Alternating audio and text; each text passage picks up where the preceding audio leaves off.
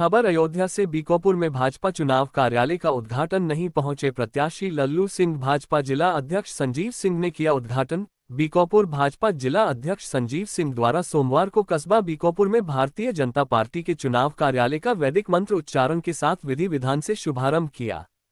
फीता काटने और नारियल फोड़ने के बाद हवन पूजन भी संपन्न हुआ। पुरोहित अनिल कुमार द्वारा वैदिक मंत्र उच्चारण के साथ हवन पूजन संपन्न कराया गया। चुनाव कार्यालय उद्घाटन के पूर्व स्वागत और चौपाल कार्यक्रम का भी आयोजन हुआ, जिसकी अध्यक्षता मंडल अध्यक्ष अनिल कुमार उपाध्याय ने किया। कार्यक्रम को संबोधित करते हुए मुख्य अतिथि भाजपा जिला अध्यक्ष संजीव सिंह द्वारा केंद्र और प्रदेश की भाजपा सरकार की जनहित में चलाई जा रही जनकल्याणकारी योजनाओं को गिनाया गया। बताया कि गरीब कल्याण और राष्ट्रवाद के मुद्दे पर देश में एक बार फिर भाजपा की सरकार पूर्ण बहुमत से सत्ता संभालेगी। भाजपा सरकार के पिछले 10 वर्ष के कार्यकाल में सभी वर्गों के कल्याण के लिए और देश के विकास की योजनाएं चलाई गई, जिसका लाभ सभी वर्गों के जरूरतमंदों को मिला है।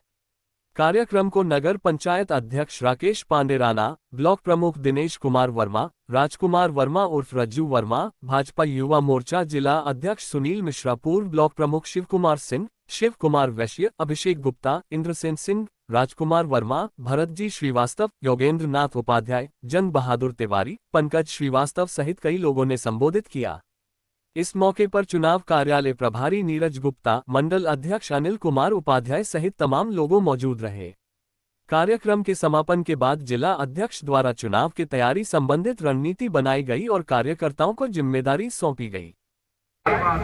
हमारे पूर्वजों की और हमारी मनोकामना पूरी हुई और अयोध्या में हमारे आराध्य प्रभु श्री राम के भव्य और दिव्य मंदिर का निर्माण हुआ, उनकी प्राण प्रतिष्ठा हुई।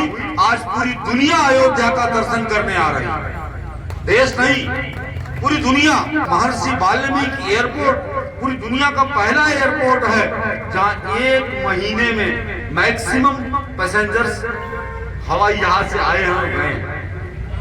देश में कोई ऐसा एयरपोर्ट नहीं है जहां एक साथ उद्घाटन के एक महीने के अंदर 40-40 फ्लाइटें चली हो और भरी आई हो, भरी गई। मैं कानपुर में था कल, एक कपड़े की दुकान पर एक कपड़ा खरीदा है, वो दर्शन करके जा चुका है, अपने आप को धन्य महसूस कर रहा है। जो नहीं आ पाया है उसकी आने की योजना है।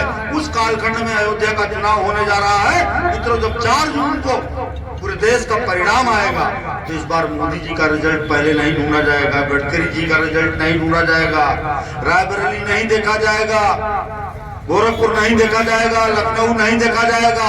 पूरी दुनिया सबसे पहले अयोध्या के परिणाम को देखेगी और अयोध्या के परिणाम की समीक्षा करेगी। अयोध्या के लोगों के सामने चुनौती है,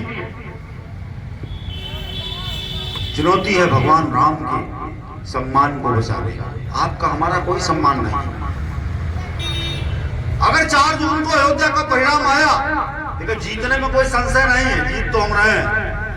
लेकिन अयोध्या अगर सर्वाधिक वोटों से नहीं जीती पूरे देश में, तो पूरी दुनिया में इस बात पर बहस उठेगी कि जहां पूरी दुनिया जा रही है वहां के लोग ही राम के प्रति ईमानदार नहीं।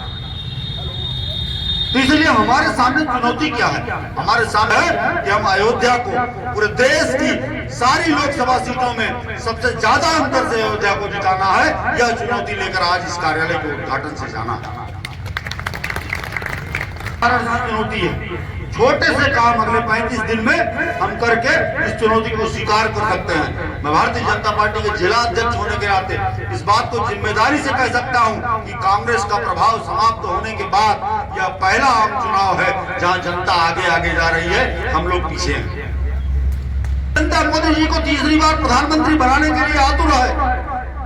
अयोध्या की जनता लल्लू सिंह को तीसरी बार सांसद बनाने के लिए आतुर है। जरूरत केवल इस बात की है कि हम कार्यकर्ता अच्छा नियोजन करके अच्छी योजना बनाकर आपस के राग द्वेष, छल प्रपंच, अगड़ा पिछड़ा, जलन, इन सब चीजों को छोड़कर और ज्यादा ज्ञान भी छोड़कर, हमारे कई लोग होते हैं जो बहुत ज्ञानी होते हैं। सपना मोदी जी देखते हैं 2047 तक जब आजादी का 100वां वर्ष पूरा होगा तो हमारा देश विकसित राष्ट्र बनेगा।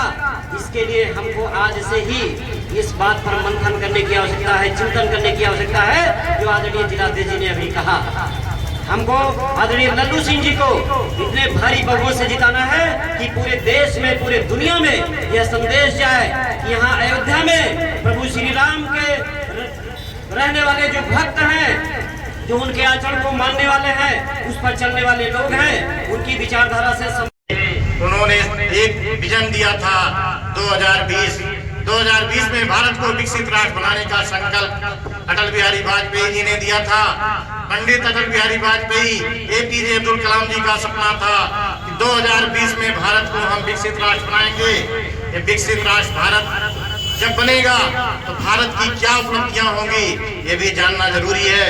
भारत का साक्षरता प्रतिशत क्या होगा, भारत की आर्थिक स्थिति क्या होगी,